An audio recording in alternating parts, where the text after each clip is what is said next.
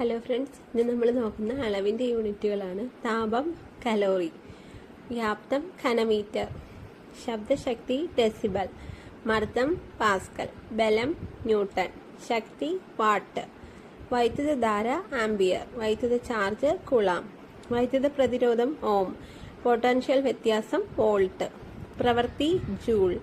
lens power dioptre, നീളം metre, വിസ്തീർണം ചതുരശ്ര മീറ്റർ, ത്വരണം മീറ്റർ പെർ സെക്കൻഡ്, പ്രതലബലം ന്യൂട്ടൺ,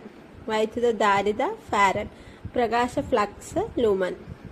കപ്പലിന്റെ വേഗത നോട്ട്, യന്ത്രങ്ങളുടെ പവർ കുതിരശക്തി,